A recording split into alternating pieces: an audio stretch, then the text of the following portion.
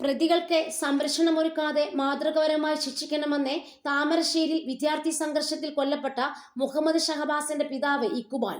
പ്രതികൾക്കായി രാഷ്ട്രീയ സ്വാധീനം ഉപയോഗപ്പെടുത്തുമെന്ന് ആശങ്കയുണ്ടെന്നും പ്രതികളിൽ ഒരാളുടെ പിതാവ് പോലീസിലാണ് ജോലി ചെയ്യുന്നതെന്നും ഇക്ബാൽ പ്രതികരിച്ചു. പിടിയിലായ കുട്ടികളുടെ രക്ഷിതാക്കൾ സ്വാധീനമുള്ളവരാണ്.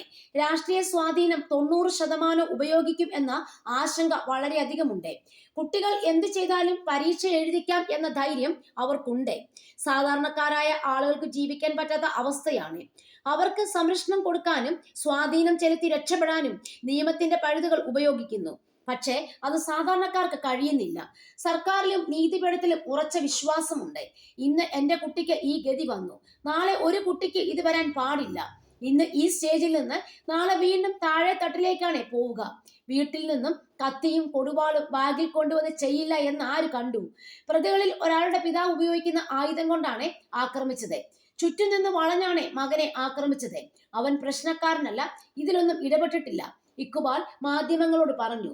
മകന്റെ മരണത്തിന് കാരണമായ വിദ്യാർത്ഥികളെ 10ാം ക്ലാസ് പരീക്ഷ എഴുതാൻ അനുവദിക്കരുതായിരുന്നുവെന്നും പിതാവ് ഇക്ബാൽ പറഞ്ഞു. പ്രതികൾക്കെതിരെ കർശന നടപടികൾ വേണമെന്നും ഇപ്പോഴത്തെ അന്വേഷണത്തിൽ അതൃപ്തിയില്ലെന്നും അദ്ദേഹം കൂട്ടിച്ചേർത്തു. മാരകമായ ആയുധം കൊണ്ടാണ് മകനെ തലക്കടിച്ചത്. വീട്ടിലുള്ളവർ ഒന്നും അറിഞ്ഞിരുന്നില്ല. അവന്റെ പേരിൽ ഒരു അടിപിടി കേസ് ഉള്ളതായിട്ട് സ്കൂളിൽ നിന്നും ഒരു അധ്യാപകരും പറഞ്ഞിട്ടില്ല. പ്രതികളായ കുട്ടികളുടെ രക്ഷിതാക്കൾക്കും തീർച്ചയായും ഈ മരണത്തിൽ പങ്കുണ്ട്. കുട്ടികൾ ഈ സ്റ്റേജിലാണ് ഉള്ളതെങ്കിൽ 20 വയസ്സ് പൂർത്തിയാവുമ്പോഴേക്കും ഇവർ സമൂഹത്തിന് വൻ ഭീഷണിയായിട്ട് വരും. അന്വേഷണം ഈ രീതിയിൽ പോവുകയാണെങ്കിൽ കുഴപ്പമില്ല. സ്വാധീനം ചെലുത്തി മുന്നോട്ട് നീങ്ങുകയാണെങ്കിൽ വളരെയേറെ മനപ്രയാസമുണ്ട്, സഹിക്കാൻ കഴിയില്ല.